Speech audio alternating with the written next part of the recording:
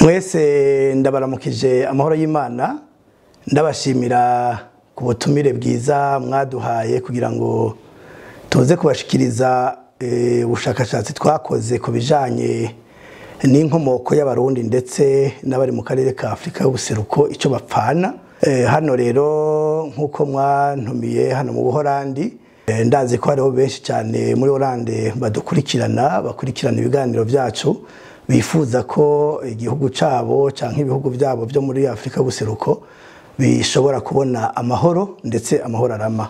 Rero mu kwandika bino bitabo ari iki cakahise ku Burundi kanyegejwe, canke ndetse niki umugera w'ikinyoma wica mu bihugu by'ibiyaga binini. Umwanya byadufashe tuvyandika ni munini cyane, kandi n'umwanya byadufashe turondera amakuru ahagije kugira ngo tubahe inkuru zirondewe zitondewe, byadufasha umwanya muremure. Nkaba rero nsubiye kubashimira muri make ibi bihugu byacu duturukamwo byo mu burasirazuba bwa Afrika, cyane cyane tuvuge ku Burundi bwacu. Ni ibibazo bikomeye kandi nkoramutima, kuko ni ibibazo bishingiye cyane cyane ku ikinyoma bakavantara bakavamahanga batuzaniye, badutandukanyamwo imice, batubibamwo mugera w'amacakubiri racisme, badutandukanya kandi twonse rimwe.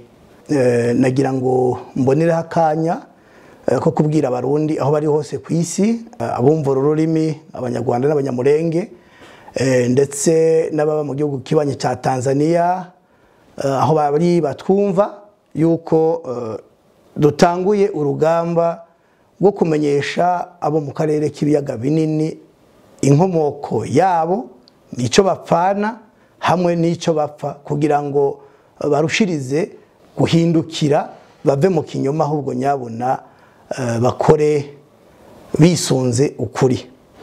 Ikibazo rero gikomeye kiri mu karere kacu, kiri mu gihugu cacu n'ibihugu byacu turimwo mu karere k'ibiyaga binini, nuko abantu batazinanye. Abantu ntibazinanye, ntibazi ico bapfana, ntibazi inkomoko yabo. Iyo bari bayizi ntibari kuba bicana bahorana ubwoko butabaho, kuko narabivuze muri ibi bitabo mpejeje kubereka yuko atabwoko bw'abahutu n'abatutsi bubaho. Tuvuze abatutsi ntituba tuvuze ubwoko, kuko abatutsi ni umugwi w'abantu b'aborozi babayeho muri kano karere k'ibiyaga binini, ndetse aho usanga nko muri Haiti bafise nk'indirimbo iriho iririmbwa bahayagiza umututsi n'inka, bagahagiza ubwiza bw'inka n'umututsi. Hanyuma kandi uravye muri kano karere nyene ugasanga abantu baba muri ibi bihugu, karorero Uganda, Uburundi, u Rwanda, Kongo y'uburasirazuba, ugashiramwo Tanzania, reka tuvugemwo na Mozambique na Zambia hamwe na Malawi. Abantu bose baba muri ivyo bihugu bafise ico bapfana, bakomoka ku bantu bamwe, uretse ko hariho nk'imiryango mikeya nigeze kubasobanurira, ndababwira yuko yaturutse muri Afrika y'Epfo, aho umwami Chaka wa Afrika y'Epfo yatera ubwami bw'i Burundi, hanyuma agatsindwa, hanyuma abo bafashe bakagirwa imbohe, bigaca bituma baguma mu gihugu bagize nab'imiryango yabo ibakomoka ko. Ivyo ubikeneye biri muri ibi bitabo ndaberetse. Ico abarundi twifuza canke muri kano karere ca mbere, nuko abarundi canke abantu muri kano karere bamenya ico bapfana. Icya kabiri bakamenya icyabatandukanije. Icya gatatu bakamenya ingene bashobora gusubira ku byo batswe canke banyazwe na bakava amahanga, ari byo byonyine bishobora kubaha amahoro arama. Bitabaye ivyo naho bogira gute ntibishoboka yuko amahoro ashobora kuboneka muri kano karere. Aha rero nkaba nagira ndababwire yuko ibyo uno munsi twumva nk'indirimbo za demokrasi mu Burundi canke muri kano karere, dukeneye demokrasi abanyagihugu ko bayumva kandi bayifuza nk'uko umuhisi umuganwa atari umugani Rudoviko Rwagasore yabivuze. Kuko demokarasi yacu mu Burundi ntiyoshobora kuba demokarasi yo mu bindi bihugu tudasangiye imico, tudasangiye imigenzo, kandi twebwe turi bamwe ko tuvukana turi umwe, twikwiye kugira imigenzo, imikorere, imyumvire ishingiye ku mico n'akaranga, ishingiye ku byiyumviro by'abasogokuruza, tukubaka duhereye aho bari bagejeje, aho gusambura n'ibyo bubatse.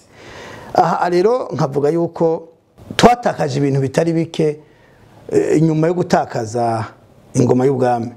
Ni ikibazo gikomeye.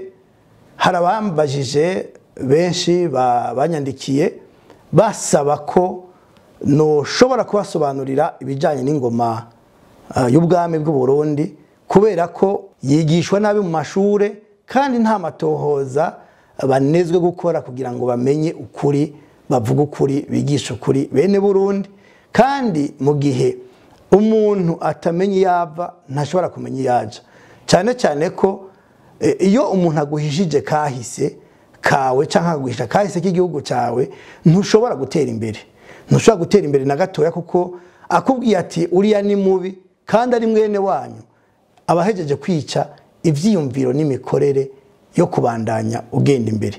Nkavuga rero yuko uyu munsi arakaryo keza nkuko mwantumiye kugira ngo ndabashikirize inkomoko y'ingoma y'u Burundi, ndabashikirize amazina yitwa n'impamvu yayo, ndabashikirize n'abafasha ubwami gutwara n'ingene bakora, hanyuma bityo tubone intwari z'igihugu zifise ico zaharaniye zakoze tudakwiye kwibagira, bakwiye kwandikwa mu mateka, mbere hakubakwa n'ugwibutso rw'intwari z'abakurambere baharaniye igihugu bakakigwanira, mbere bakanagipfira bakagisesera amaraso. Rero nkaba kumbure nohera kuho mwese muzi aho bahera kwigisha mu mashure, duhereye ku mwami Ntare Rugamba ariwe yubatse izina muri kahise kazwi ku Burundi na benshi, kagura imbibe z'igihugu cy'u Burundi uyu munsi dufise. Twejewe mvuga ko ari Urundi kuko ibice binini cyane biri hanze y'igihugu cy'uyu munsi ico nita Urundi. Ntare Rugamba yarakoze birashimwa, atwara igihugu arakigwanira n'abamufasha. Hanyuma inyuma yiwe yasubiriwe n'umwana wiwe Mwezi Gisabo, niwe yamusubiriye ku ngoma. Hanyuma Mwezi Gisabo nawe yasubiriwe na Mutagambikije, aho yatwaye yafise imyaka mike baramugandagura. Hanyuma nawe asubirirwa na Mwambutsa, we yarafise nawe imyaka mike cyane idashika n'itanu, yarafise hafi imyaka 3 igihe yaba umwami w'u Burundi. Ariko abaganwa bari bamwegereye bakuze nibo baciye bamufasha gutegeka, ari naho mbere ibice bya bugufi biri muri Tanzania byagiye ubwa nyuma barabitwara, kubera umwami bava ngo ntaba muto, ariko abari bamwegereye nawe n'ubuto bwiwe hari ibyo atashitseko kugira ngo hashobore kugaruka. Hanyuma kandi Mwambutsa nawe yasubiriwe n'umwana wiwe umuhungu wiwe Ntare Karori Ndizeye, akaba ari nawe mwami wa nyuma w'u Burundi. Turavye muri rusangi abami bategetse u Burundi ni 17, no kuvuga ngo abami bategetse u Burundi bwitwa Burundi. Na hahandi badutwara muri Tanzania kugera Mwanza, Tabora, kushikepfo, muri Kongo gushika Manyema, Hokatanga, za Tanganyika na Sud Kivu zose ziri mu Burundi. Umwami yatangwe kuhatwarira rimwe hose hateranye naho Burundi buri uyu munsi, n'uwitwa Ntare Rushatsi Cambarantama, umwuzukuruza wa Karemera Sinzi wa Nyamuhanzi wa Ndobo. Rero aho uwo niwe mwami wa mbere yatwaye igihugu cyose hamwe. Niho twovuga ku bwami bw'u Burundi bwatanguye. Ubwami bwatanguriye kuri Ntare Rushatsi Cambarantama, buherera kuri Karori Ndizeye, ariwe mwami wa nyuma yategetse u Burundi. Abashaka rero kumenya abami bategetse uburundi bose bari muri kino gitabo kahise ku Burundi kanyegejwe, face cachée de l'histoire du Burundi.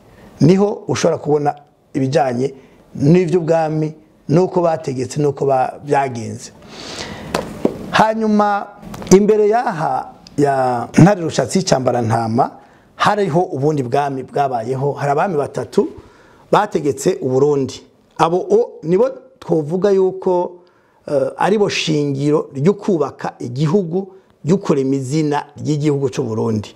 Abo rero igitangaje mu Burundi kubera ko badashaka kumenya ngo bashakashake barondere ntibabazi. Uwa mbere rero yazanye ingoma y'u Burundi ikabaho afise icyiyumviro cyo kugira Burundi igihugu kimwe, igihugu gitemba amata n'ubuki, kirimo iteka nitekane, kirimo demokrasi nkuko abarundi bayumva kandi bayifuza, ari byo Rwagasore aharanira nkayo kwikukira tukayishikako yavuze, n'uwitwa Ntare Karemera Ruhinda. Uyo yaje mu Burundi hagati y'igihumbi kimwe n'amajana 410 kugeza igihumbi kimwe n'amajana 444. Iyo uraba mu bitabo by'abatari bake nk'uwitwa Leo Delmas, yari umuzungu w'umupadiri bamwe bera yabaye Kabgayi, yaravyanditse ko avuga neza Karemera uwari we, avuga mu gitabo yanditse avuga ko Karemera ari uwo kwa Sinzi wa Nyamuhanzi, Nyamuhanzi wa Ndoba, Ndoba wa Ndahiro, no kubandanya duga ku bwami bw'u Rwanda. Uyo rero uko byagenze kugira ngo aze kuba umwami mu Burundi, yavutse nkuko abandi bana bose bavuka, avukira uyu munsi aho bita i Kigali ku Gisozi. Hanyuma ico gihe ku Gisozi ntibahita ku Gisozi, bahita Intora. Ntora ni wari umusozi, hanyuma byagiye guhinduka kubera nyaho nyene amateka muzobona muri ico gitabo nanditse. Hariho umupfumu w'umwami, uwo mupfumu w'umwami apfumura canke avuga ko Karemera agiye kuba umwami. Hanyuma rero umwami wo mu Rwanda aravuga ati ntashaka kuba umwami kandi atari mu nda yanje, acagomba kumwivugana. Agombye kumwivugana, abakiri bato kumwivugana no kumwica, agombye kumwivugana.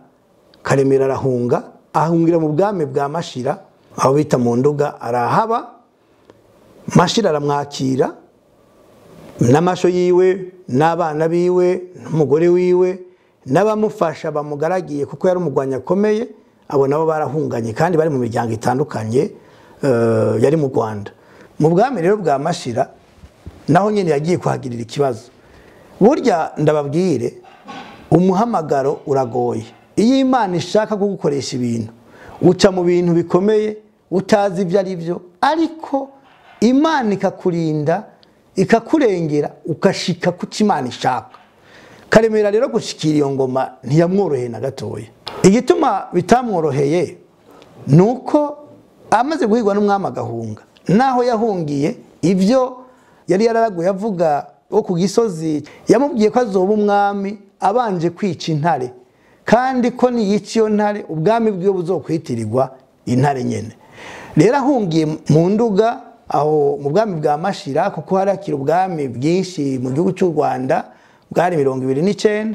Hariho umwishwa wa Mashira yari umupfumu akomeye cyane muri ubwo bwami, yari yabwiye Karemera yuko bagiye gushwana n'umwami kandi ingwano yabo izoba mbi cyane, ko rero Karemera agiye guhunga. Nta misi myinshi yashize, mu misi 4 inka zari zonye uburo bw'umwami. Hanyuma iyo mishwane ituma Karemera haguruka ava muri Nduga aza yerekeza mu Burundi bw'uyu munsi. Muri Nduga yahuriye n'umwana w'umwami yitwa Zuba, nawe yarahunze se agomba kumwivugana, kubera ko mu muco wo mu bwami bw'u Rwanda carazira ko umunyagihugu canke uwo bita umuturage atunga inka z'igitare. Carazira ko umuntu asanzwe niyo yokabaye umwana w'umwami atunga inka y'igitare, yategerezwa ko inyana y'igitare ivutse baca bayitwara ibwami. Zuba nawe yari gikomangoma, umwana w'umwami, yavukishije inyana y'igitare, hanyuma arayinyegeza munsi y'uburiri ntiyayitwara. Hanyuma rero bija kumenyekana ko iyo nyana iriyo munsi y'uburiri, bituma umwami avuga ngo bamukoze icyo bashaka kuko yagararije. Nawe Zuba kuko yari umugwanyi nawe akomeye afise ingabo, aca arahunga avaho nyene muri Ntora agenda atumbereye mu bwami bw'Ababanda bwa Mashira bwa Nduga, abaho ahakwayo niko bavyita mu Kinyarwanda. Igihe rero Karemera yashika mu bwami bwa Mashira muri Nduga, yahahuriye na mwene wabo Zuba. No mu kugira ngo Karemera ahaguruka ave muri Nduga agenda mu Burundi, naho nyene yajanye n'uyo Zuba nyene n'abandi babafashari bagarigiye mu bagwanana mu miryango myinshi igize abanyarwanda. Niho bagira rero ku Kanyaru, Karemera afata inkoni ayikubita mu mazi, arayiduza hejuru, aravuga ngo ngiki cya gihugu Imana yambwira irakimpaye, igihugu itemba amata n'ubuki ndakigezemo. Hanyuma abo bari kumwe bose bakoma mu mashi baraduka. Muri Kayanza y'uno munsi hari hamashamba ngo menshi cyane ateye ubwoba, bari mu bikoko bikomeye. Haba ivyo bikoko bikaza kubarira inka zabo, ko inka zabo barazihunganye barazizanye bazikuye mu Rwanda. Bageze rero aho ibikoko bije kubarira inka, habamwe intare ngo yari amanyama menshi cyane, yaramaze abantu ayo namakuru bamenye mu nyuma. Hanyuma rero iza kubatera, baragwana, abantu barayitinya ko ari nini cyane. Hama rero Karemera ahangana nayo, ariko icyo gihe yahangana nayo amakuru twaronse ntiyibuka ibyo umupfumu yamubwiye ko azoba umwami abanje kwica intare. We yayigwanije gusa nk'umugwanyi, arayigwanya yitera icumu, yumvira iraneshejwe iriruka, mugabo iraryirukana icumu ryamaze kuyinjira, ija kwinyegeza mu isenga ry'ibuye aho yari isanzwe iba. Hanyuma ikiraruma ihera inguvu, Karemera arayisangayo, atura ibindi bikoresho bakoresha imyambi, ararasa arayica. Ayishe aca yivanayo ayidugana hejuru ku isenga ry'ibuye, maze kuyidugana ku isenga ry'ibuye ayihagararako, ariko arivuga amazina nyene ko ari gihangange yishe intare. Hanyuma rakiri ngaho niho Zuba yamwibutsa ati erega urimye ingoma y'ubwami, ubwami bw'intare, kuko Imana y'u Rwanda yavuze ko iguhaye igihugu, ariko igihugu uzobanza kwica intare, none intare urayishe. Abari ngaho bose rero bacakoma mu mashi po Karemera yimye ingoma y'ico gihugu yagiyemo. Nuko ingoma y'u Burundi yatanguye. Nukuvuga ko Karemera rero niwe nkingi yo kubaka izina Uburundi bwa Nyaburunga, niho byahereye. Naho Ntare Rushatsi Cambara Ntama ariwe yashitse kugira ubwami bumwe igihugu, ariko byatangujwe canke byatangwe gukogwa na Karemera. Karemera rero yinjiye mu gihugu, yagwanye n'ubwami buto buto bwari buhari, kuko mu gihugu cy'u Burundi hariho ubwami bwinshi. Harimo nk'ubwo maze kumenya, hariho ubwami buri mu burasirazuba bwatwagwa n'Abasambo, hariho ubwami bw'Abahinda bwari amajepfo y'u Burundi bw'uno munsi tubona, ndetse naho badutwaye ariya muri Buhayo hepfo niyo haruguru, ubwami bw'Abahinda. Kandi ndetse nibwo bwari bukomeye muri iyo region y'icyo gihugu cyatema amata n'ubuki cy'u Burundi. Ubwami bw'Abahinda bwari bukomeye cyane.